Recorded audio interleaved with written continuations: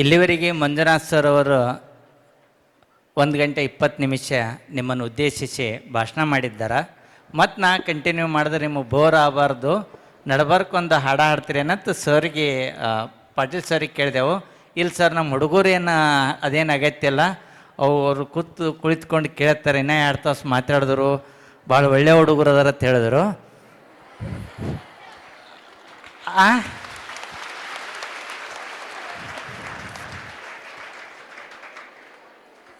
ನನಗೆ ಟೈಮಿಂಗ್ ಹೇಳಬೇಕು, ಎಷ್ಟು ನಿಮಿಷ ಮಾತಾಡಬೇಕು ಅನ್ನೋದು.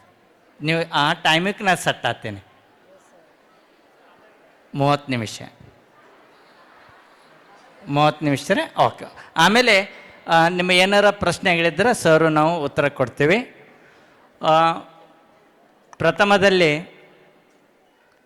ಈ ಶತಮಾನದ ಸಂತ ನಡೆದಾಡು ದೇವರು ಸ್ಕರಿಸ್ಕೊಂಡಿದ್ದ ಪರಮ ಪೂಜ್ಯ ಸಿದ್ದೇಶ್ವರ ಸ್ವಾಮೀಜಿಗಳನ್ನೇ ನಮ್ಮ ಮನದಲ್ಲಿ ಸ್ಮರಿಸಿಕೊಳ್ಳುತ್ತಾ, ಇವತ್ತು ಒಂದು ಅದ್ಭುತವಾದಂಥ ಉಪನ್ಯಾಸ ಶ್ರೀ ಮಂಜುನಾಥ್ ಸರ್ ಅವರಿಂದ ತಾವೆಲ್ಲರೂ ಕೇಳ್ಕೊಂಡ್ರಿ.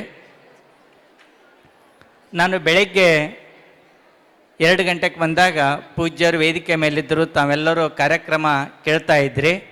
ಆಮೇಲೆ ಮತ್ತೆ ಮಧ್ಯಾಹ್ನ 2:30 ಸ್ಟಾರ್ಟ್ ಆದಾಗ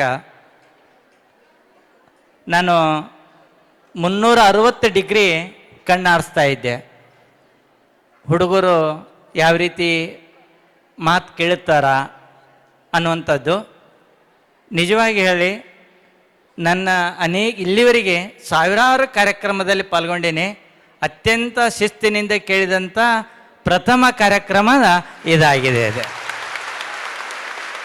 ಇದು ನಿಜ. ಇದು ನಾನು ಅಷ್ಟೇ ಅಲ್ಲ, ಈ ಕಾರ್ಯಕ್ರಮಕ್ಕೆ ಬರೋಕ್ಕೆ ಪ್ರಾಚಾರ್ಯರು ಪಾಟೀಲ್ ಸರ್ ಅವರು ಫೋನ್ ಹಚ್ಚಿದಾಗ ನಾನು ಈ ರೀತಿ ಕಾಲೇಜಂದುಗಳೇ ಆದಷ್ಟು ಅವಾಯ್ಡ್ ಮಾಡ್ತೀನಿ, ನಾವು ಹೊರಗಡೆ ಭಾಷಣ ಮಾಡೋಕ್ಕೆ ಹೋಗ್ಲಕ್ಕ. ಆದ್ರೆ 2025 ನಿಮ್ಮದು ಯೂಟ್ಯೂಬ್ನಾಗ ಸಂಸ್ಕಾರ ಒಂದು ಯೂಟ್ಯೂಬ್ ಕಾರ್ಯಕ್ರಮ ಅದ, ಅಲ್ಲಿ ಅತಿಥಿಗಳು ಮಾತಾಡೋದನ್ನು ತಾವೆಲ್ಲರೂ 2025 ನೋಡಿದೆ. ನಾನು ಭಾಳ ಚೆನ್ನಾಗಿ ಕೇಳ್ತಾ ಇದ್ದೀರಿ. ಅಂದ್ರೆ ಇಲ್ಲಿ ಕೇಳುವ ಮನಸ್ಸದ, ಇಲ್ಲಿ ಮಕ್ಕಳಿಗೆ ಕೇಳುವ ಮನಸ್ಸದ. ಈ ಕೇಳುವ ಮನಸ್ಸು ತಯಾರಿ ಮಾಡಿದಂಥ ಈ ಸಂಸ್ಥೆ ಮತ್ತು ಈ ಸಂಸ್ಥೆಯ ಉಪನ್ಯಾಸಕರಿಗೆ ನಾನು ಕೋಟಿ ಕೋಟಿ ನಮನಗಳನ್ನು ಸಲ್ಲಿಸ್ತೇನೆ. ಯಾಕಂದ್ರೆ ಇದು ಒಂದಿಂದ ಇವತ್ತು ಗೆಸ್ಟ್ ಬಂದಾರ ತಿಳ್ಕೆರೆ ಅನ್ನೋದಲ್ಲ, ಅದು ಒಂದು ನಿರಂತರ ಒಂದು ಪ್ರಕ್ರಿಯೆ ಇದ್ದಾಗ ಮಾತ್ರ. ನಾನು ಮತ್ತೆ ಅದನ್ನು ನೋಡ್ತಿದ್ದೆ, ಇವ್ರನ್ನೆಲ್ಲರ ಕಾಯಿಲಕ್ಕ ನಾವು ಬೇರೆ ಕಾಲೇಜ್ಗೆ ಹೋದ್ರು ಬಡಿಗೆ ತೊಗೊಂಡು ನಿಂತಿರ್ತಾರೆ, ಒಬ್ಬರು ನಡ್ಬಾರ್ಕೊಬ್ಬರು, ಹಿಂದೊಬ್ಬರು, ಮಗ್ಲೊಬ್ಬರು ನಿಂತಿರ್ತಾರೆ. ಇಲ್ಲೇನೂ ಇಲ್ಲ. ಮತ್ತು ಪ್ರೀತಿಯಿಂದ ಸರ್ದು ನಾನು ಅವ್ರು ಹೇಳೋದನ್ನು ಪ್ರತಿಯೊಂದು ಅಬ್ಸರ್ವ್ ಮಾಡ್ತಿದ್ದೆ. ಎಷ್ಟು ನೀವು ರಿಶ್ಯೂ ಅಂತ ಮೈಂಡ್ ಇತ್ತಲ್ಲ, ಇದು ಮೊದಲೇ ಸಕ್ಸಸ್ ಮೊದಲೇ ಕಾರಣನೇ ಒಂದು ಸಂತೋಷವಾಗಿರೋದು, ಒಂದು ಡಿಸಿಪ್ಲಿನ್ ಆಗಿರೋದು. ಇವೆರಡೂ ನಾನು ಇಲ್ಕಂಡೆ. ಒಂದು ಡಿಸಿಪ್ಲಿನ್ ಅದ, ಒಂದು ತಾವೆಲ್ಲರೂ ಸಂತೋಷದಿಂದ ಮುಖ ಗಂಟು ಹಾಯ್ಕೊಂಡು ಇವರು ಸರ್ ಯಾಕೆ ಮಾತಾಡಕತ್ತಾರ ಏನೂ ಇಲ್ಲ. ಅಷ್ಟೇ ಪ್ರೀತಿಯಿಂದ ತಾವೆಲ್ಲರೂ ಕೇಳಿದಿರಲ್ಲ.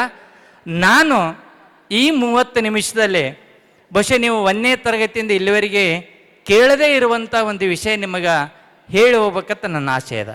ಅದನ್ನೇ ಯಾವುದಪ್ಪ ಅಂತಂದ್ರೆ, ನಾವು ಓದಿದ್ದನ್ನೇ ಹೆಂಗೆ ನೆನಪಿಟ್ಕೋಬೇಕು ಅನ್ನೋದು.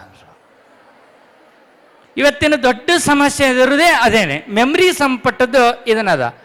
ಬಹುಶಃ ನಾನು ನನ್ನ ಬದುಕಿನಲ್ಲಿ ಈ ಒಂದು ನೆನಪು ಎಲ್ಲಿ ಸಂಗ್ರಹ ಆಗ್ತದ, ಈ ನೆನಪು ಸ್ಟೋರ್ ಆಗೋದು, ದೀರ್ಘಕಾಲ ಕನ್ವರ್ಟ್ ಆಗೋದು ಯಾವ ರೀತಿ, ಏನೇನು ನ್ಯೂರಾನ್ ಅಲ್ಲಿ ಕೆಮಿಕಲ್ ಇರ್ತದ. ಇದಕ್ಕಾಗಿ ನಾನೇನು ಮಾಡಿದೆ, ಒಂದು 400 ಪುಸ್ತಕ ಅಭ್ಯಾಸ ಮಾಡಿದೆ. 400 ಪುಸ್ತಕ ಅಭ್ಯಾಸ ಮಾಡಿ ಓದೋದು ಈ ರೀತಿ ಇದ್ರೆ ಆ ಮಕ್ಕಳ ನೆನಪಿನ ಶಕ್ತಿ ಹೆಚ್ಚಾಗ್ತದ ಅನ್ನೋದು ಒಂದು ರೂಪ ತೆಗೆದುಕೊಂಡು ನಾನು ಅದನ್ನು ಸಂಕ್ಷಿಪ್ತವಾಗಿ ನಿಮಗೆ ಈ ಅವಧಿಯಲ್ಲಿ ಹೇಳಕ್ಕೆ. ಯಾಕಂದ್ರೆ ಇಲ್ಲಿ ಸರ್ ಹೇಳಿದ್ರು, ಸರ್ ನೌಕರಿ ಹುಡುಗರು ಅದಾವ, ರಾಜ್ಯ ಸರ್ಕಾರದ ಉದ್ಯೋಗಗಳು, ಕೇಂದ್ರ ಸರ್ಕಾರದ್ದು. ಆದರೆ ಇಲ್ಲಿ ಏನದಲ್ಲ, PUC ಡಿಗ್ರಿ ಎಲ್ಲ ಮಿಕ್ಸ್ ಇರೋ ಕಾರಣಕ್ಕಾಗಿ ಎಲ್ಲರಿಗೂ ಉಪಯೋಗ ಆಗಂಗೆ. ಅದು ಕಾಂಪಿಟಿಷನ್ ಎಕ್ಸಾಮ್ ಮಾಡಲಿ, ಅವರು PUC ಎಕ್ಸಾಮ್ ಇರಲಿ, ಮುಂದೆ ಡಿಗ್ರಿ ಎಕ್ಸಾಮ್ ಇರಲಿ, ಎಲ್ಲದಕ್ಕೂ ಓದೇಬೇಕಲ್ಲ, ಓದಿದ್ದು ನೆನಪಿಟ್ಕೊಳ್ಬೇಕಲ್ಲ. ನಾವೆಲ್ಲರೂ ಬಹಳಷ್ಟು ಮಂದಿ ಸಮಸ್ಯೆ ಏನೈತೆ, ಓದು ಓದು ಅಂತ ಹೇಳ್ತೀವಿ, ಹೆಂಗೆ ಓದಬೇಕಂತ ಹೇಳಿಲ್ಲ. ಆ ನಿಟ್ಟಿನಲ್ಲಿ ಒಂದು ಬೇಸಿಕ್ ನಿಯಮ ಏನಿರ್ತದ, ಬೇಸಿಕ್ ನಿಯಮ ಯಾವ ರೀತಿ ಶರಣವ್ರು ಬ್ಯಾಕ್ ಬೇಸಿಕ್ ನಿಯಮ ಏನಿರ್ತದ ಒಂದು ನಿಮಗೆ ತೋರಿಸಿ ಅಜ್ಜಾರ ನೀವು ಬ್ಯಾಟ್ರಿ ನನ್ನ ಇಲ್ಲಿ ಮೂಲ ನಿಯಮ ಹೇಳಿ ನಾನು ಮುಂದಿನಕ್ಕೆ ಹೋಗ್ತೇನೆ. ಇಲ್ಲಿ ನೆಂದರು ಇದು ಮೆದುಳಿನಲ್ಲಿರುವಂಥ ನ್ಯೂರಾನ್ ಚಿತ್ರ.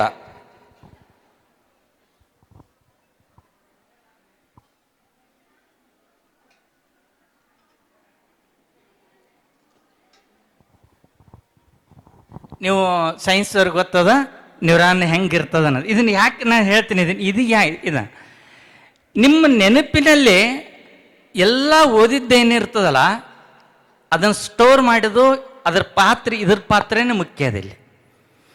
ಅಂದ್ರೆ ನ್ಯೂರಾನ್ದ ಏನಿರ್ತದಲ್ಲ ಅಲ್ಲಿ ನಿಮ್ಗೆ ಗೊತ್ತದ, ನ್ಯೂಕ್ಲಿಯಸ್ ಇರ್ತದ, ಆಕ್ಸನ್ ಇರ್ತದ, ಡೆಂಡ್ರೈಟ್ಸ್ ಇರ್ತದ, 2 ನ್ಯೂರಾನ್ಗಳ ಮಧ್ಯೆ ಸಿನಾಪ್ಸ್ ಅಂತ ಇರ್ತದ.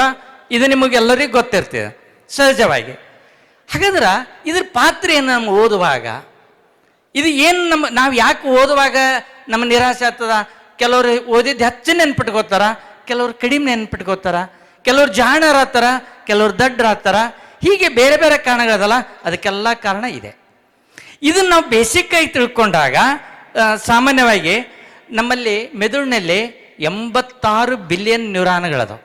86 ಬಿಲಿಯನ್ ನ್ಯೂರಾನ್ಗಳು. ನಿಮ್ಮ ನೆನಪಿಟ್ಕೊಳ್ಳಿ, ನಮ್ಮ ಮೆದುಳಿನ ಸಾಮರ್ಥ್ಯ ಎಷ್ಟಿದೆ ಅನ್ನೋದಕ್ಕೆ ಒಂದು ಸಣ್ಣ ಅಧ್ಯಯನ ಮಾಡಿದ್ರು 2010ರಲ್ಲಿ ಅಮೇರಿಕನ್ನ ಸೈಂಟಿಫಿಕ್ ಜರ್ನಲ್ದಲ್ಲಿ. ಅವ್ರು ಅಧ್ಯಯನ ಮಾಡ್ತಾರೆ, ನಮ್ಮ ಮೆಮ್ರಿ ಸಾಮರ್ಥ್ಯ ಎಷ್ಟಿದೆ ಅಂದ್ರೆ 2.5 ಪೇಟಾಬೈಟ್. 2.5 ಪೇಟಾಬೈಟ್ ಅಂದರೆ ಎಷ್ಟು? 2,50,000 GB. 2,50,000 GB ಈ ಚಿಕ್ಕ 1.4 kg ಅಥವಾ 1.1400 ಗ್ರಾಮ್ ಇರುವಂಥ ತೂಕ ಇರುವಂಥ ಈ ಮೆದುಳಿನಲ್ಲಿ ಸಂಗ್ರಹ ಆಗ್ತದ. ಅಂದರೆ ನಿಮ್ಗೆ ಗೊತ್ತಾಗಲ್ಲ 2,50,000 GB ಅಂದ್ರೆ ಏನು ಗೊತ್ತಾಗಲ್ಲ. ಆದ್ರೆ ನಿಮಗೊಂದು ಮೊಬೈಲ್ ಗೊತ್ತದ, ನಿಮಗೆ 64 GB ಮೊಬೈಲ್ ಅದ ತಿಳ್ಕೊಳ್ಳೋ. 64 GB ಮೊಬೈಲ್ನಲ್ಲಿ ಏನು ಸಂಗ್ರಹ ಮಾಡ್ಕೋಬೋದು? 40,000 ಫೋಟೋ, 20,000 ಗಂಟೆ ವಿಡಿಯೋಗಳು, 1.4 ಹಾಳಿ ಪೇಜ್ ಇರ್ತಾವಲ್ಲ ಅದನ್ನು ಸಂಗ್ರಹ ಮಾಡ್ಕೋಬೋದು ಬರೀ 64ರಲ್ಲಿ. ಹಾಗಾದ್ರೆ 2,50,000 GB ಈ ಮೆದುಳಿನಲ್ಲಿ ಏನು ಇಟ್ಕೋಬೋದು? ಎಷ್ಟು ಸಾಮರ್ಥ್ಯದ? ಅವ ಹೇಳ್ತಾನ, ಈ 2,50,000 GB ಎಷ್ಟು ಇಟ್ಕೊಳಕ್ ಸಾಧ್ಯ ಅಂದ್ರೆ 30 ಲಕ್ಷ ಗಂಟೆ ನೀನು ಬೆಳಗ್ಗೆಯಿಂದ ಸಾಯಂಕಾಲ ತನಕ TV ನೋಡಿದ್ದನ್ನ ಸಂಗ್ರಹ ಮಾಡಿ ಇಟ್ಕೊಳಕ್ ಸಾಮರ್ಥ್ಯ ಇರತ್ತೆ ಇದಕ್ಕೆ. 30 ಲಕ್ಷ ಗಂಟೆ ಅಂದ್ರೆ ನೀ ಅಷ್ಟು ಸ್ವೀಕಾರ ಮಾಡ್ಬೇಕಾದ್ರೆ ನೀ ಎಷ್ಟು ವರ್ಷ ಬದುಕಬೇಕಂದ್ರೆ 340 ವರ್ಷ ಬದುಕಬೇಕು. ನಮ್ಮ ಮೆದುಳಿನ ಸಾಮರ್ಥ್ಯ. ಹಾಗಾದ್ರೆ ಮಕ್ಕಳೇ, ಒಂದು ಫಾರ್ಮುಲಾ ನೆನ್ಪಿಟ್ಕೊಳಕ್ ಆಗ್ತಾ ಇಲ್ಲ ನಮಗೆ. ಒಂದು ಇಸ್ವಿ ಪ್ಲಾಸ್ಟಿಕ್ ಅದನ್ನು ಯಾವ ವರ್ಷ ನಡೀತಂದ್ರೆ ಗೊಂದಲ. 1757 1764 ಬುದ್ಧನ ಹೆಂಡತಿ ಅಂದ್ರೆ ಇವು ಕೆಲವರು ಯಶೋಧ ಅಂತೀರಿ, ಕೆಲವರು ಯಶೋಧಾರ ಅಂತ ಕರಿತೀವಿ. ಯಾಕೆ ಇಲ್ಲಿ ಯಶೋಧ ಏನು? ಯಾಕೆ ಈ ರೀತಿ ಅಂದ್ರೆ ನಿಮ್ಮ ಮೆದುಳು ನಿಮ್ಮ ಸರಿಯಾಗಿ ಉಪಯೋಗ ಮಾಡಿಕೊಂಡಿಲ್ಲ, ಅದಕ್ಕೆ ಟ್ರೈನಿಂಗ್ ಕೊಟ್ಟಿಲ್ಲ, ತರಬೇತಿ ಕೊಟ್ಟಿಲ್ಲ. ಆ ನಿಟ್ಟಿನಲ್ಲಿ ಇವತ್ತು ತಮಗೆಲ್ಲರಿಗೆ ಒಂದು ಸತ್ಯ ಗೊತ್ತದ. ಪೇಪರ್ ಯಾರು ಓದಿರಿ ಇವ್ರ ಹೆಸರು ಹೇಳಿದ್ರೆ ನಾ ಹೆಸರು ಹೇಳ್ತೀನಿ, ಎಷ್ಟು ಮಂದಿ ಕೇಳಿರಿ ಕೈ ಎತ್ತಬೇಕು. ದೇವಋತ ಮಹೇಶ್ ರೇಖೆ, ದೇವಋತ ಮಹೇಶ್ ರೇಖೆ, ಇವ್ರ ಹೆಸರು ಎಷ್ಟು ಮಂದಿ ಕೇಳಿರಿ ಕೈ ಎತ್ತರಿ. ನೋಡಿ ಒಬ್ಬರು ಕೇಳ್ಯಾರ. ದೇವಋತ ಮಹೇಶ್ ರೇಖೆ ಇದು ಇವತ್ತು ಮಕ್ಕಳಿಗೆ ಇವ್ರು ನಮ್ಮ ಮಾದರಿ, ನೆನಪಿನ ಶಕ್ತಿಗೆ ಮಾದರಿ ಈ ವ್ಯಕ್ತಿ. ಇವತ್ತು ನೀವೆಲ್ಲರೂ ಇವನ್ನ ಅಧ್ಯಯನ ಮಾಡಕತ್ತಾರೆ ಈಗ ವಿಜ್ಞಾನಿಗಳು. ಯಾರು ಇವರು ಅಂತಂದ್ರ, ಇವತ್ತು ಲಾಸ್ಟ್ ತಿಂಗಳ ಕಾಶಿಯಲ್ಲಿ ಒಂದು ಘಟನೆ ಆಯಿತು. ಈ ವ್ಯಕ್ತಿ ದಂಡ ಪಾರಾಯಣ ಮಾಡಿದ್ರು, ದಂಡ ಪರಾಕ್ರಮ ಅಂತೇಳಿ ದಂಡ ಪಾರಾಯಣ ಮಾಡಿದ್ರು. ಈ ದಂಡ ಪಾರಾಯಣ ಅಂದ್ರೆ ನಮ್ಮಲ್ಲಿ 125 ವರ್ಷದಿಂದ 1825 ನಾರಾಯಣ ಶಾಸ್ತ್ರಿ ಮಾಡಿದ್ರತ್ತ.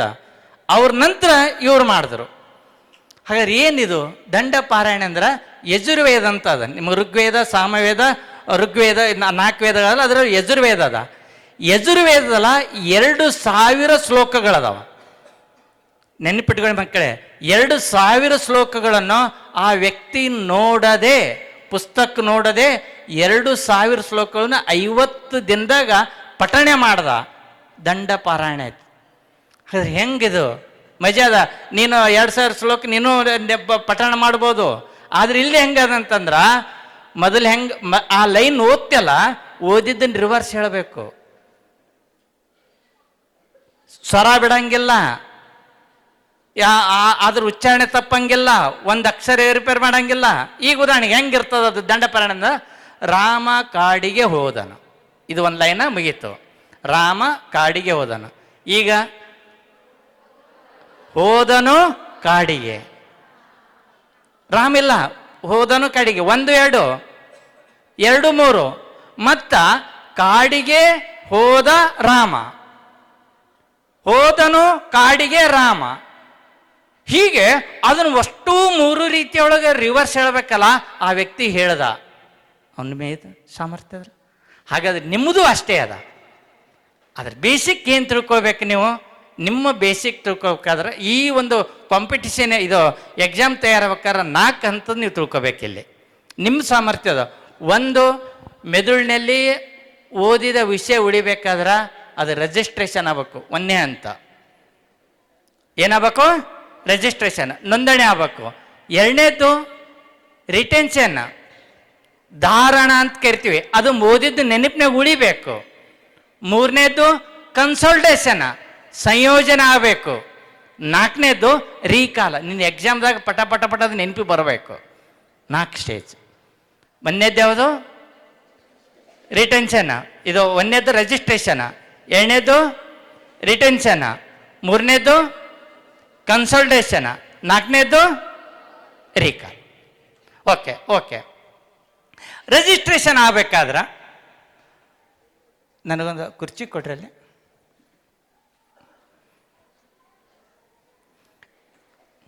ಈಗ ಸದ್ದ ನೋಡಿ, ಇದು ಸಣ್ಣ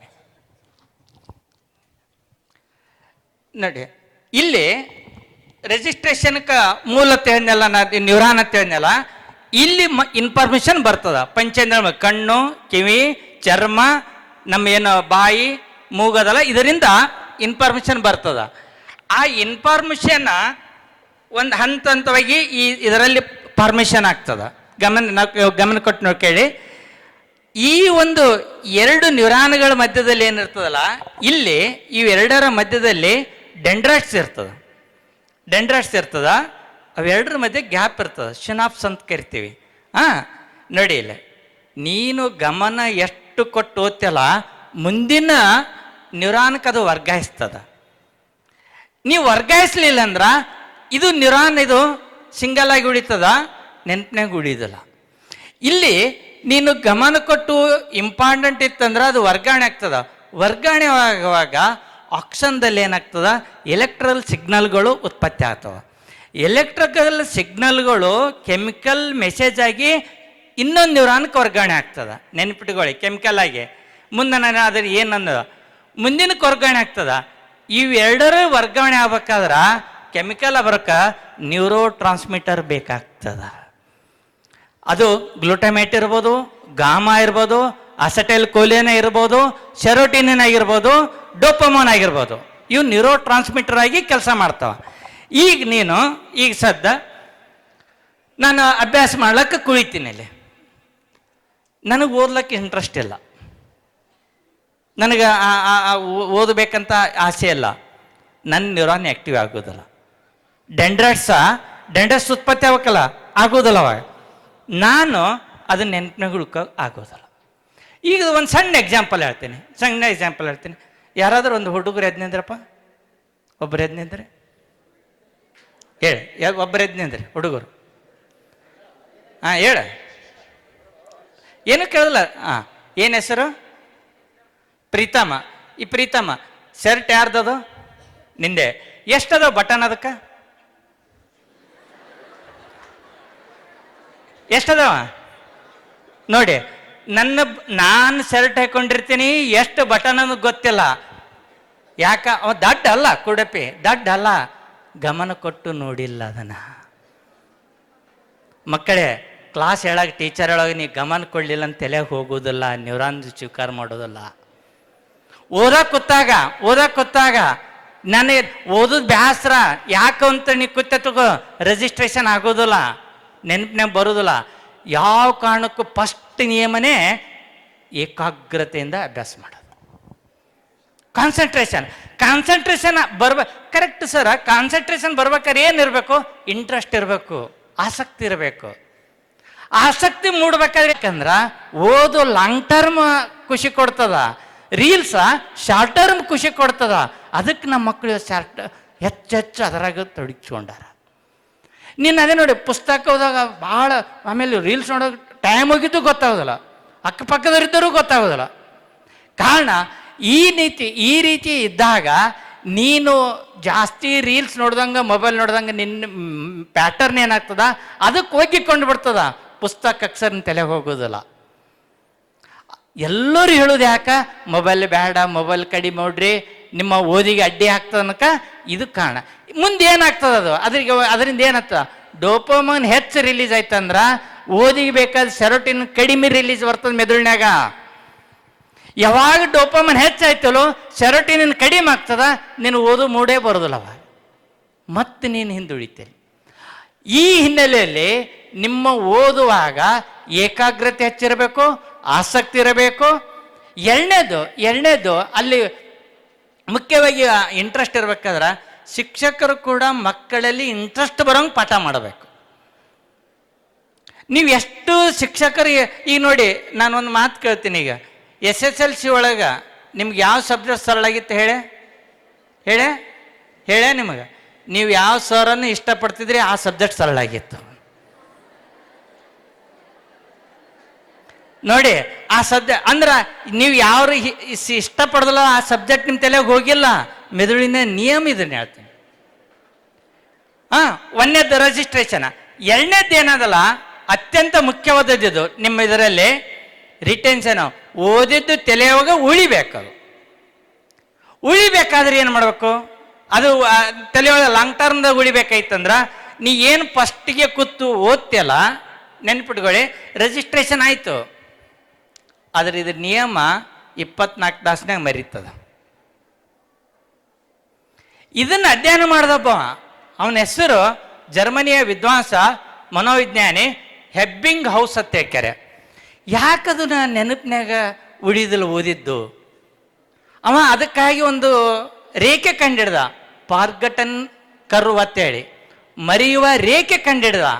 ಅವ ಹೇಳ್ತಾನ, ಓದಿದ 24 ಜನಕ್ಕೆ ಇಷ್ಟು ಪರ್ಸೆಂಟೇಜ್ ಮರಿತದ, ಓದಿದ ಒಂದು ವಾರದಾಗ ಇಷ್ಟು ಪರ್ಸೆಂಟೇಜ್ ಮರಿತದ, ಓದಿದ ಒಂದು ತಿಂಗಳದಾಗ ಇಷ್ಟ, ತಿಂಗಳದ ಕೊನೆಗೆ ಅವ ಏನು ಹೇಳ್ದ 22% ತಲೆಯಾಗ ಉಳಿದಿರ್ತದ ಮಕ್ಕಳ ತಲೆಯಾಗ ಅಂತ ಅವ ಹೇಳ್ತಾನ. ಪ್ರಾರಂಭದಿಂದ ಅವನು ಇದನ್ನು ಅಧ್ಯಯನ ಮಾಡಿ, ಹಾಗಾದ್ರೆ ಇದನ್ನು ಓದಿದ್ದು ನೆನಪಿನಾಗ ಉಳಿಬೇಕಾದ್ರೆ ಏನು ಮಾಡಬೇಕು?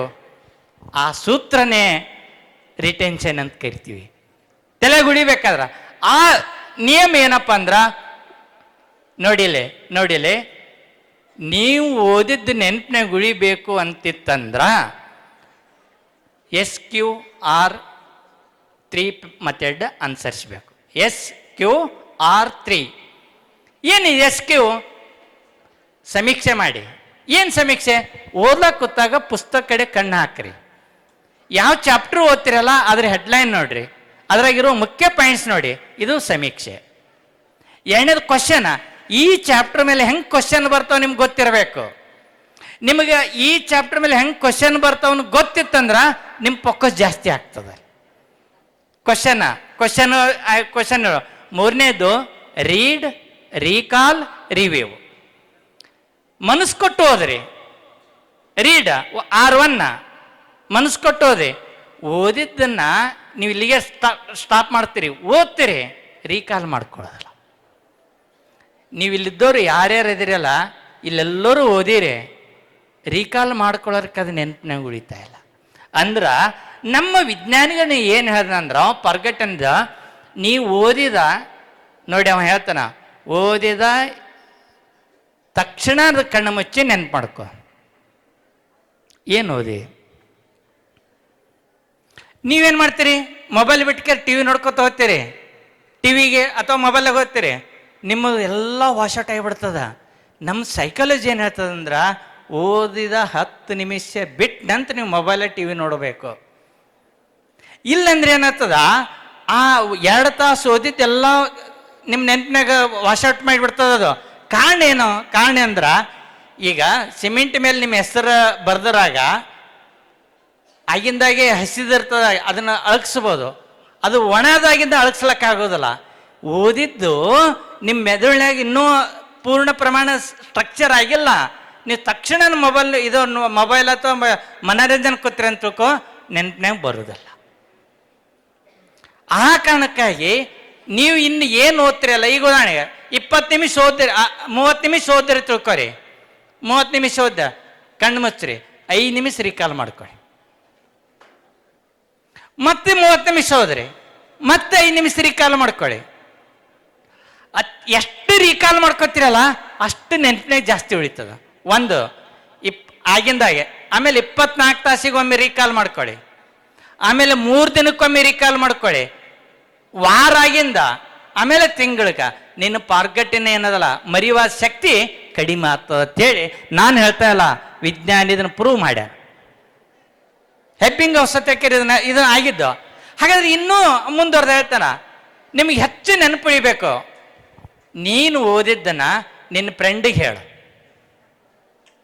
ನೆನಪು ಎಷ್ಟು ನೀವು ಯಾರಾದ್ರೂ ನೀವು ನಾಳೆ ಬೇಕಾದ್ರೆ ಕೇಳಿ, ನೀನು ಏನು ಓದ್ತಿರ್ತಲ್ಲ ಆಕಿ ಕ್ವಶನ್ ಕೇಳು, ಆಕಿ ಓದಿದ್ದು ನಿನಗೆ ಕ್ವಶನ್ ಕೇಳ್ಕೊತೀರಿ. ನಿಮ್ಮ 1 ತಿಂಗಳು ಈ ಪ್ರಯೋಗ ಮಾಡಿ ನೋಡಿ, ಎಷ್ಟು ನೆನಪಿನಾಗ ಉಳಿತದೆ ನಿಮ್ಗೆ ಗೊತ್ತಾಗ್ತದೆ. ಯಾಕಂದ್ರ ನಮ್ಮ ನಿಯಮ ಅದ, ಇದು ಸೈಕಾಲಜಿ ಅದ. ಪಾಠ ಕೇಳಿದ್ದಕ್ಕಿಂತ ಪಾಠ ಓದಿದ್ದಕ್ಕಿಂತ ನೀ ಏನು ಬಾಯಿ ಬಿಟ್ಟು ಹೇಳ್ತಲ್ಲ ಅದು ಹೆಚ್ಚು ನೆನಪು ಉಳಿತದ.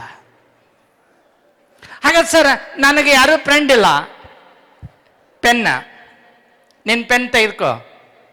ಇವಾಗ ಯುರೋಪಿನ SSLC ಇದ್ದೀನಿ ನೀನು, ಯುರೋಪಿನವರ ಆಗಮನ ಓದ್ದೀಗ ಯುರೋಪಿನವರ ಆಗಮನ ಓದ್ದೆ.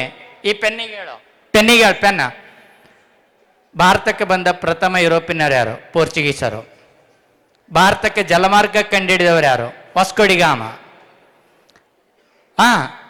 ವಾಸ್ಕೋಡಿಗಾಮ ಎಲ್ಲಿ ಮರಣ ಹೊಂದಿದನು? ಕಲ್ಲಿಕೋಟೆಯಲ್ಲಿ.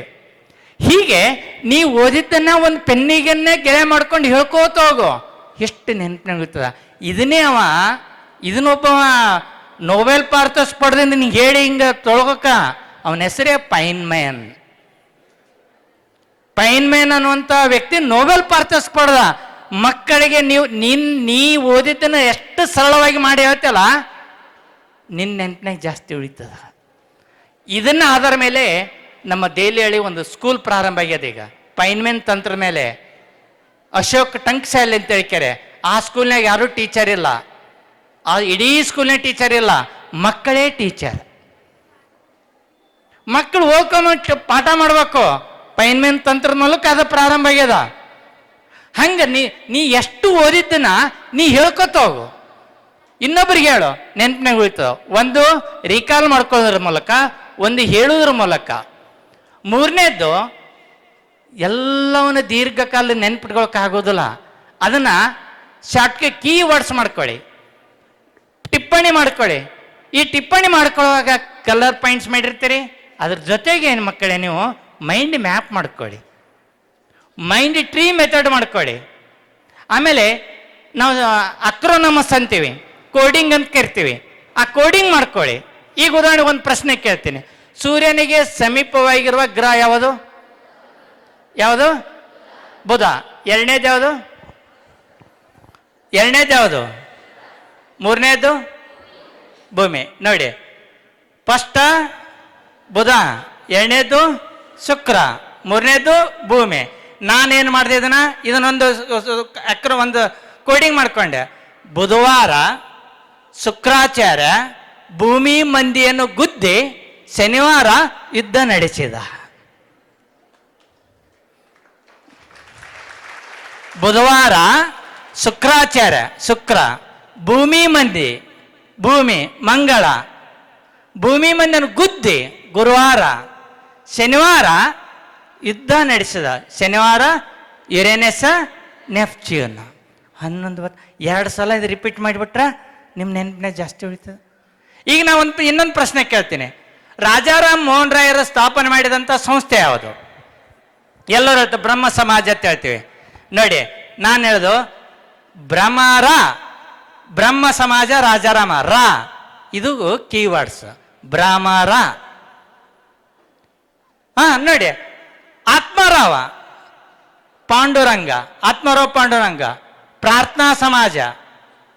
ಈಗ ಮೇಘಾಲಯದ ರಾಜಧಾನಿ, ಮೇಘಾಲಯ ರಾಜಧಾನಿ ಶಿಲಾಂಗ್ ಅದ. ಅದನ್ನ ಶಿಲಾಂಗ್ ಅನ್ನಬಾರ್ದು, ಮೆಲಾಂಗ. ಮೇಘಾಲಯ ಶಿಲಾಂಗ ನೆನಪಿನಾಗ ಬಂದ್ಬಿಡ್ತದೆ. ನೀವು ಎಷ್ಟು ಎಲ್ಲವನ್ನ ದೀರ್ಘ ಓದೋದಲ್ಲ, ಇದು ರಿಟೆನ್ಷನ್ ಮಾಡು. ನೀವು ಆ ಕೀವರ್ಡ್ಸ್ ನೋಡಿದ ತಿಳ್ಕೊ ಓದಿದ್ದು ಮನೆಗೆ ಹೋಗಿ ನೆನಪಿನಾಗ ಬಂದ್ಬಿಡ್ತದೆ. ಇದಕ್ಕೆ ನಾವು ಮೈಂಡ್ ಟೆಕ್ನಿಕ್, ಮೈಂಡ್ ಮ್ಯಾಪು, ಬೇರೆ ಬೇರೆ ರೀತಿಯಾಗಿ ಚಿತ್ರಗಳು ಬಳಸೋದು, ದೃಶ್ಯೀಕರಣ ಮಾಡ್ಕೊಳ್ಳೋದು. ಈಗ ನಾವು ಕಾನ್ಸ್ಟಿಟ್ಯೂಷನ್ ಓದ್ತಿರ್ತೀರಿ PUC ಒಳಗದ, ಅಲ್ಲಿ ಒಂದು ಶಬ್ದ ಬರ್ತದ ಹೇಬಿಯಸ್ ಕಾರ್ಪಸ್ ಅಂತ ಹೇಳ್ತಾರೆ. ಹೇಬಿಯಸ್ ಕಾರ್ಪಸ್ ಅಂತ ಬಂಧಿಸಲ್ಪಟ್ಟ ಈ ವ್ಯಕ್ತಿಯನ್ನು 24 ತಾಸೊಳಗೆ ನ್ಯಾಯಾಲಯದ ಮುಂದೆ ಹಾಜರುಪಡಿಸ್ಬೇಕು. ಇದು ಹೇಬಿಯಸ್ ಕಾರ್ಪಸ್. ನೀವು ಅದನ್ನ ನೆನ್ಪಿಟ್ಕೊಳಕ್ ಬರ್ಬೇಕಾದ್ರೆ ದೃಶ್ಯ ಚಿತ್ರ ತಕ್ಕೊಳ್ಳಿ. ಅದನ್ನ ಏನು ಚಿತ್ರ? ಪೊಲೀಸ್ ಜೀಪ್ ಮಾಡ್ಕೊಳ್ಳಿ, ಕಳ್ಳ, ಪೊಲೀಸ, ನ್ಯಾಯಾಲಯ 24 ಗಂಟೆ ಬರ್ಕೋರಿ. ಅದು ನೆನಪಿನ ಜಾಸ್ತಿ ಉಳಿತದ. ಒಂದು ದೃಶ್ಯ ಚಿತ್ರ, ಎಷ್ಟು ಚಿತ್ರ, ಯಾಕಂದ್ರೆ ನಮ್ಮ ಚಿತ್ರಕ್ಕೆ ಹೆಚ್ಚು ಮಹತ್ವ ಕೊಡ್ತೀವಿ ನಾವು ಮೆದುಳ. ಎರಡನೇದು ರಿಟೆನ್ಷನ್ ಜಾಸ್ತಿ ಆಗ್ಬೇಕಾರ ಓದುವಾಗ ಹೋಲಿಕೆ ಮಾಡ್ಕೊಂಡು ಹೋದ್ರಿ. ನ್ಯೂಟನ್ ಫಸ್ಟ್ ಲಾ ಏನಾಗ್ತದೆ, ಸೆಕೆಂಡ್ ಲಾನ ಎರಡಕ್ಕೆ ಹೋಲಿಕೆ ಮಾಡು. ವಿಟಮಿನ್ ಎ ಏನು, ವಿಟಮಿನ್ ಬಿ ಏನು, ಎರಡಕ್ಕೂ ಹೋಲಿಕೆ ಮಾಡು. ವಿಟಮಿನ್ ಎ ರಾಸಾಯನಿಕ ಹೆಸರೇನು? ರೆಟಿನಾಲ. B1 ಏನು? ಥೈಮಿನ್. ವಿಟಮಿನ್ ಎ ಕೊರತೆಯಿಂದ ಯಾವ್ದು ಬರ್ತದ? Night blindness, ಇರುಳುಗೊರಡುತನ. B1 ಬೇರೆ ಬೇರೆ ಕಂಪೇರ. ಈ ರೀತಿ ಒಂದಕ್ಕೊಂದು ಹೋಲಿಕೆ ಕಂಪೇರ್ ಮಾಡೋದು. ಬುದ್ಧ ಎಷ್ಟನೇ ವಯಸ್ಸಿನ ಅರಮನೆ ಬಿಟ್ಟ? 29ನೇ. ಮಹಾವೀರ 30ನೇ ವಯಸ್ಸಿನಲ್ಲಿ. ಬುದ್ಧ ಎಷ್ಟನೇ ವಯಸ್ಸಿನಲ್ಲಿ ಜ್ಞಾನೋದಯದಿಂದ? 35ನೇ ವಯಸ್ಸಿನಲ್ಲಿ. ಮಹಾವೀರ 42ನೇ ವಯಸ್ಸಿನಲ್ಲಿ. ಬುದ್ಧ ಎಷ್ಟನೇ ವಯಸ್ಸಿನಾಗ ಮರಣ ಹೊಂದಿದ?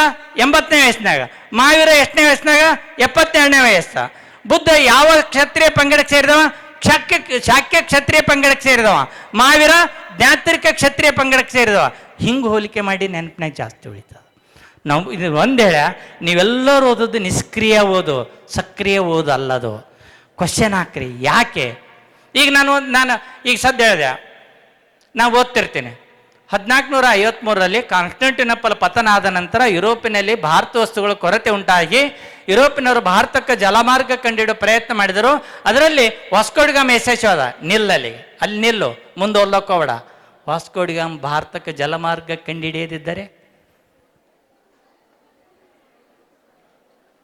ಕ್ವಶನ್ ನಿಮ್ಮ ತಲೆಗೆ ಬರ್ತಲ್ಲ, ಇದನ್ನು ಕ್ವಶನ್ ಹಾಕ್ರಿ. ಐನ್ಸ್ಟೀನ್ ಏನು ಕಂಡಿಡ್ದ? ಐನ್ಸ್ಟೀನ್ ಸಾಪೇಕ್ಷ ಸಿದ್ಧಾಂತ. ಅವನ ಐನ್ಸ್ಟೀನ್ ಕಂಡುಹಿಡಿದಿದ್ರ ಇದು ಕ್ವಶನ್ ಬರಲಿ. ಯಾವಾಗಿಂತ ಕ್ವಶನ್ ಹಾಕ್ತಿರಲ್ಲ ನೆನಪಿನಾಗ ಜಾಸ್ತಿ ಉಳಿತದ. ಇದು ಎರಡನೇದು ರಿಟೆನ್ಷನ್. ಮೂರನೇದು ಭಾಳ ಇಂಪಾರ್ಟೆಂಟ. ಮೂರನೇದು ಕನ್ಸಲ್ಟೇಷನ್. ಏನದು? ಸಂಯೋಜನೆ.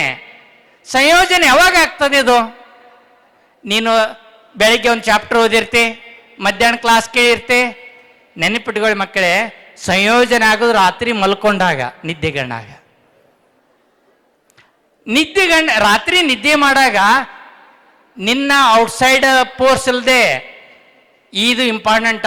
ಇವ್ರು ಜಾಸ್ತಿ ಇದು ನೋಡ್ಯಾರ, ಎಲ್ಲವನ್ನೂ ವರ್ಗೀಕರಣ ಮಾಡ್ತದೆ. ಅಕೌಂಟೆನ್ಸಿ ಬೇರೆ, ಸೈನ್ಸ್ ಬೇರೆ, ಕಾಮರ್ಸ್ ಬೇರೆ, ಹಿಸ್ಟ್ರಿ ಬೇರೆ, ಎಲ್ಲವನ್ನೂ ವರ್ಗೀಕರಣ ಮಾಡಿ ಅದು ಜೋಡಿಸ್ತದ ರಾತ್ರಿ. ನೆನಪಿಟ್ಕೊಳ್ಳಿ, ನೀನು ರಾತ್ರಿ ಮಲ್ಕೊಳ್ಳುವಾಗ ಮೊಬೈಲ್ ನೋಡಿ ಮಲ್ಕೊಂಡೆ ಅಥವಾ ರೀಲ್ಸ್ ನೋಡಿ ಮಲ್ಕೊಂಡೆ ತಿಳ್ಕೊ, ಕನ್ಸಲ್ಟೇಷನ್ ಇಡೀ ರಾತ್ರಿ ಇಡೀ ದಿನ ಓದಿರ್ತಲ್ಲ, ಅದು ಯಾವುದು ನಿನ್ನ ನೆನಪಿನಾಗ ಉಳಿದಿಲ್ಲ. ನಮ್ಮ ಸೈಕಾಲಜಿ ಏನಾಗ್ತದ, ಮಲಗಿಕೊಳ್ಳುವ ಮುಂಚೆ ಕನಿಷ್ಠ 1 ತಾಸು TV ನೋಡೋಂಗಿಲ್ಲ, ಮೊಬೈಲ್ ನೋಡೋಂಗಿಲ್ಲ. ನಿಮ್ಮಿದ್ರೆ ನಿಮ್ಮ ನೆನಪಿನಾಗ ಹೆಚ್ಚು ಉಳಿತದ. ನೀವೆಲ್ಲರೂ ಏನು ಮಾಡ್ತೀರಿ ಅದನ್ನ ನೋಡ್ಕೊಂತ ಮಲ್ಕೋತೀರಿ. ಹೋಯ್ತು, ಅದು ಇಡೀ ದಿನ ಮಾಡಿದ್ದು ಆಯಿತು. ಸಂಯೋಜನೆ, ಕನ್ಸಲ್ಟೇಷನ್. ಎರಡನೇದು ಕನ್ಸಲ್ಟೇಷನ್ಕ ಮೆಡಿಟೇಷನ್ ಮಾಡೋದು ಕಲೀರಿ. ಕನಿಷ್ಠ 20 ನಿಮಿಷ ಮೆಡಿಟೇಷನ್ ಮಾಡೋದ್ರಾಗ ನಮ್ಮ ಸೆರೋಟಿನ್ ಅನ್ನೋದಲ್ಲ, ಮೆದುಳಿನದ ಅದು ಇನ್ಕ್ರೀಸ್ ಆಗ್ತದೆ. ನೀವು ಎಲ್ಲಿವರೆಗೆ ಸೆರೋಟಿನ್ ಇನ್ಕ್ರೀಸ್ ಆಗೋದಿಲ್ಲಲ್ಲ, ನೆನಪಿನಾಗ ಉಳಿದ ಅದಕ್ಕೆ ನ್ಯೂರೋಪ್ಲಾಸ್ಟಿಸಿಟಿ ಅಂತ ಕರಿತೀವಿ ನಾವು. ನ್ಯೂರೋಪ್ಲಾಸ್ಟಿಸಿಟಿ ಅಂತ ಕರಿತೀವಿ.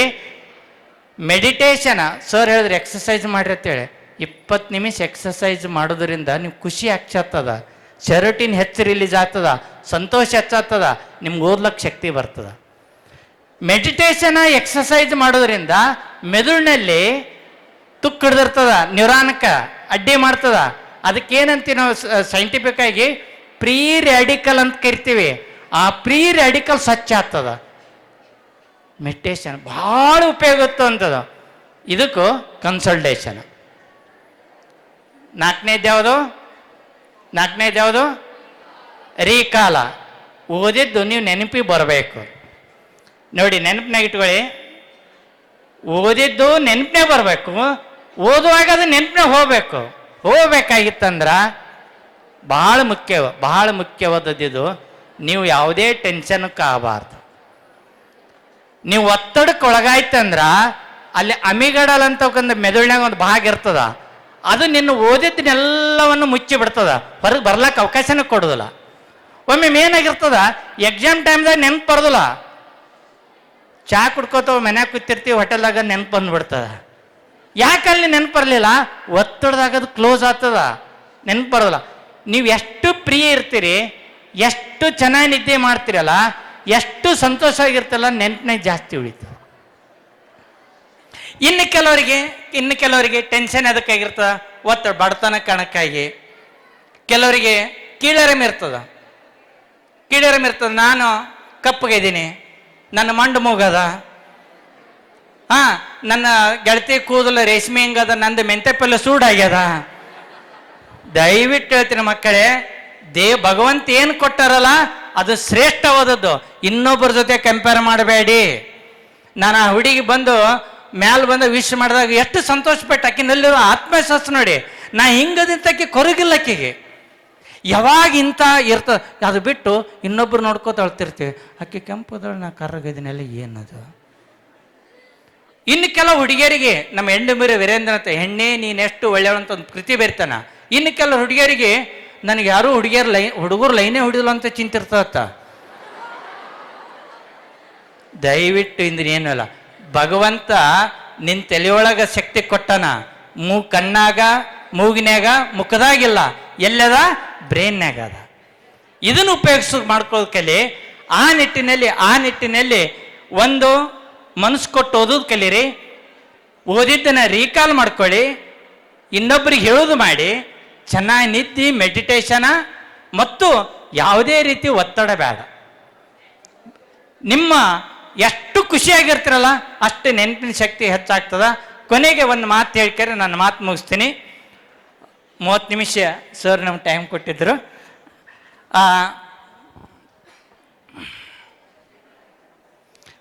ನಿನ್ನೆ ಒಂದು ಪ್ರಜಾವಾಣಿ ಪೇಪರ್ದಂದು ಯಾರಾದರೂ ಓದಿರಿ? ಋತುಪರ್ಣ ಅಂತಕ್ಕರ ಒಂದು ಹುಡುಗಿ ಕತೆ ಬಂದಿತ್ತು. ಯಾರು ಓದಿರಿ? ಋತುಪರ್ಣ ಅಂತೇಳಿ ಯಾರು ಓದಿರಿ? ಇಲ್ಲ. ಆಕಿನ ಕನಸು